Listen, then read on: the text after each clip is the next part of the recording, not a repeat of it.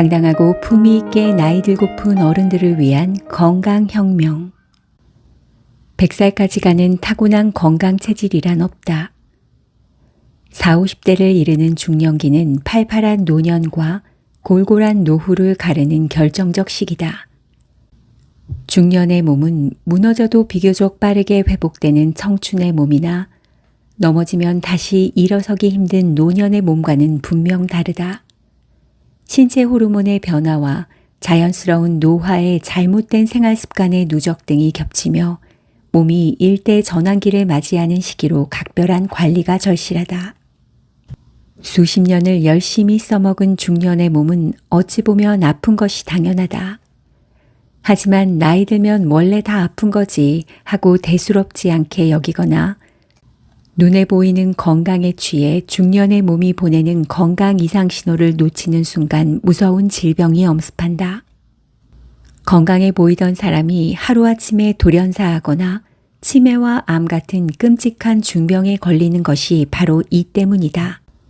한의학에서 볼 때 오장육부와 피부, 근골격은 한옥의 구들장처럼 모두 유기적으로 연결되어 있어 근본적인 원인 탐색 없이 단순히 아픈 증상만 쫓는 표적 치료에 익숙해지다 보면 살아가는 내내 각종 질병에 시달릴 가능성이 크다. 이 때문에 내 몸 중 막히거나 탈난 곳은 없는지 유심히 살피고 단단히 보수해야 온기 가득한 온돌처럼 인생 후반전의 건강을 화려하게 지필 수 있다. 시간을 되돌릴 수만 있다면 얼마나 좋을까? 요즘 파킨슨 병을 앓는 친정어머니를 돌볼 때면 좀 더 빨리 어머니의 건강을 챙겨드리지 못했다는 죄책감에 가슴을 치곤 한다. 작고하신 친정아버지와 나까지 명색이 집안에 2명의 한의사를 둔 데다 타고난 체질에 늘 건강을 자신하며 평생 가족을 챙기느라 정작 자신은 뒷전인 어머니였다. 이렇듯 건강은 자만하는 순간 여지없이 무너지고 만다. 그래서 오늘도 나는 다짐한다. 아픈 몸으로 자식에게 무거운 짐을 지우는 불행 없이 유쾌한 노년을 영위하기 위해 중년이 된 나의 몸을 끊임없이 살피고 제대로 보호하는 일상 속 건강혁명을 게을리하지 않을 것이다. 나의 건강은 나만이 바꿀 수 있다. 매일 실천하는 생활 습관의 작은 변화가 모여 뜻밖의 놀라운 혁명을 낳는 것이다. 친구들이여, 오늘부터 생활 속 건강 비책을 실천하는 혁명의 시간에 동참해 존엄한 노년을 향해 거침없이 걸어가 보자. 반드시 고쳐야 할 식후 습관. 우리가 무심코 반복하는 몇 가지 잘못된 식후 습관이 위장 건강을 해칠 수 있다. 그중 첫 번째는 후식으로 과일을 먹는 것이다. 식후에 과일을 먹으면 식사로 먹은 음식 위에 과일이 쌓여 발효되면서 가스가 차고 위에 부담을 준다. 이 때문에 과일은 식후 배부를 때 먹는 게 아니라 배고플 때 밥 대신 먹거나 포만감을 주기 위해 식사 30분 전에 섭취하는 것이 좋다. 입가심 커피 또한 위장 건강에 해로울 수 있다. 커피의 타닌 성분은 철분 흡수를 방해하기 때문이다. 홍차와 녹차에도 들어있는 타닌은 철분과 결합하면 인체에 흡수되지 않고 소화불량을 유발하기도 한다. 철분은 흡수율이 높지 않은데 커피나 차의 타닌 때문에 흡수율이 더 낮아진다. 철분이 부족하면 신체 대사가 제대로 이루어지지 않고 쉽게 피로감을 느끼므로 이러한 습관은 만성 피로를 부를 수 있다. 커피는 적어도 식사 후 30분 이상 지나 철분이 어느 정도 흡수된 후에 마시는 게 좋다. 식후 바로 눕는 습관 또한 반드시 고쳐야 한다. 밥 먹고 바로 누우면 소된다 라는 옛말이 있다. 소는 먹었던 음식을 다시 위로 올려 되새김질을 하는데 사람도 밥을 먹고 누우면 음식물이 충분히 소화되지 않고 역류해 식도에 염증을 일으키는 역류성 식도염이 생길 위험이 높아진다. 또한 음식과 공기가 분리되지 않아 방귀와 트름이 자주 나오게 된다. 소화기가 약한 사람은 식후 목욕도 피하는 게 좋다. 따뜻한 물로 하는 목욕이나 샤워는 전신의 혈액순환을 촉진한다.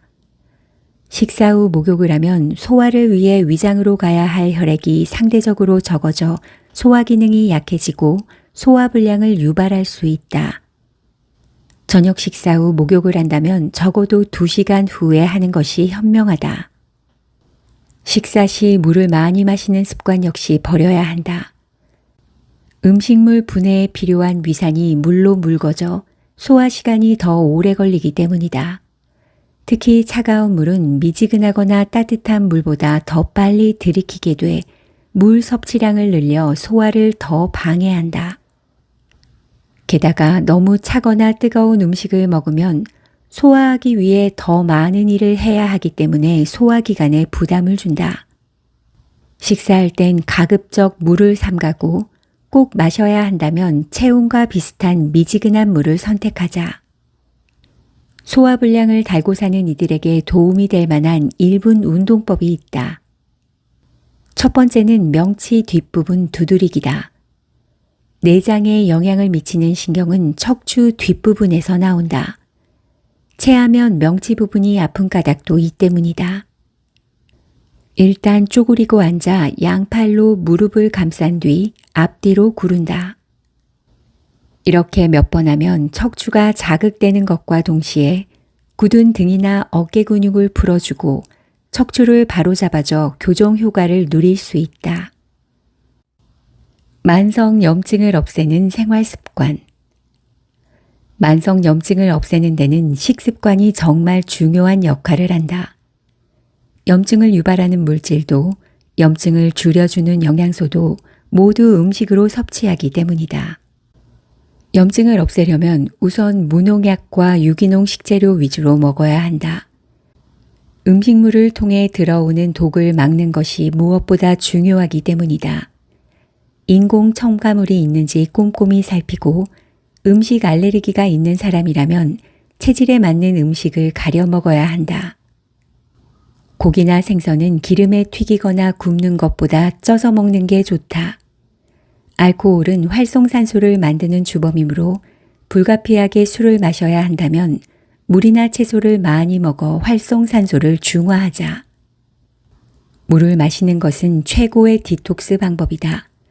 물을 충분히 섭취해 항상 몸속을 촉촉하게 유지하는 것이 해독의 기본이다. 물은 세포와 노폐물과 독소를 소변과 대변, 땀과 함께 밖으로 내보내는 역할을 한다. 그래서 몸속에 물이 부족하면 노폐물이나 여분의 수분이 축적되어 혈액이 탁해진다. 항상 수분을 유지해 노폐물의 흐름이 원활해지도록 하루에 2리터 정도의 물을 마시자. 또 가능한 한 덜 가공하고 덜 익힌 자연 그대로의 것을 먹어야 몸에 이롭다. 조리 과정이 길고 복잡할수록 저장 기간이 길수록 더 많이 산화되기 때문이다. 신선한 식재료를 그대로 먹거나 가급적 짧은 시간 익혀 먹자. 곡물은 껍질을 덜 벗긴 통곡물을 섭취하자. 다채로운 색깔의 식품을 섭취하는 식습관 역시 만성 염증을 예방한다. 채소와 과일의 색을 만드는 플라보노이드와 카로티노이드는 강력한 항산화 작용을 하기 때문에 염증 생성을 막는 데 도움이 된다. 토마토의 빨간색과 호박의 노란색, 가지의 보라색과 잎줄기 채소의 녹색 등 각각의 색소는 모두 각자의 항산화 작용을 한다. 그러므로 한 가지만 먹지 말고 적어도 5가지 이상의 과채를 섭취하는 것을 생활화하자.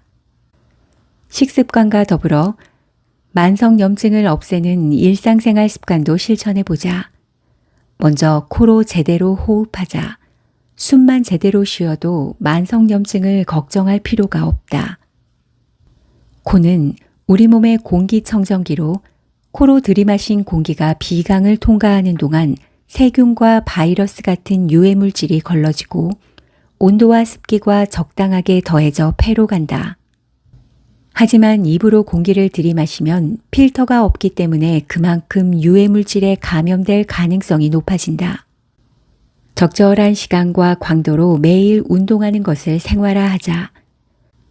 자신의 체력에 맞는 저강도의 유산소 운동을 하루 30분 이상 2시간 넘지 않게 꾸준히 하면 혈액순환과 신진대사가 활발해져 체내 독소를 줄이는 데 도움이 된다.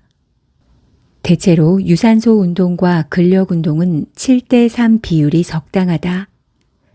마지막으로 많이 웃자. 웃는 시간이 늘수록 스트레스 호르몬의 양이 줄고 세로토닌 같은 몸에 유익한 호르몬 분비량이 증가한다. 오랜 시간에 걸쳐 생겨나는 만성염증을 없애는 생활 습관을 실천해 건강 고민에서 벗어나자. 몸속 차가운 기운이 질병을 부른다. 추위를 많이 타는 사람들은 비단 손발만 찬 것이 아니라 아랫배가 냉하고 소화기가 약하며 손발이 저린 경우가 많다. 우리 몸에 깃든 차가운 기운은 단순히 피부 온도의 높고 낮음에서 비롯되는 것이 아니라 순환의 문제이기 때문이다. 냉기는 주요 장기의 기능을 떨어뜨리고 전신의 혈액순환을 방해해 면역력을 훼손시켜 각종 만성 질병을 부르고 암 유발의 원인으로 작용한다. 따뜻한 몸을 만들고 싶다면 단백질을 잘 챙겨 먹어야 한다. 우리 몸에서 전체 체열의 40% 정도를 담당하는 근육을 구성하는 것이 단백질이기 때문이다. 단백질은 탄수화물이나 지방에 비해 열 효율이 좋다. 단백질은 그 자체가 열을 낼 뿐 아니라 단백질을 먹어서 열을 만들어내는 근육이 더 생겨나는 것도 체온 유지에 간접적으로 도움이 된다. 닭고기나 생선, 달걀과 우유, 치즈 위주로 먹는다면 체온을 높이는 데 도움이 된다. 목, 손목, 발목 등 산목을 감싸는 것 또한 도움이 된다. 특히 목덜미에는 풍부, 풍지, 예풍 등 풍과 관련된 경혈이 집중돼 있다. 산목은 다른 부위에 비해 가늘기 때문에 체온을 유지하는 데 취약하다. 따라서 이 부분을 제대로 보온해 주지 않으면 더 큰 추위를 느낄 수밖에 없다. 마지막으로 적정한 체온을 유지하는 가장 좋은 방법은 운동이다. 운동을 하면 신진대사가 활발해지고 혈액순환도 원활해지기 때문에 체온 유지에 도움이 된다. 또 근육 운동을 병행하면 체열을 내고 기초 대사량을 늘리는 역할을 하는 근육량이 증가해 적정 체온을 유지하기 쉬워진다. 유산소와 무산소 운동을 병행해 하루 30분 이상 하는 것이 좋다. 등에 땀이 차고 옆 사람과 말할 때 숨이 찰 정도의 강도면 효과 만점이다.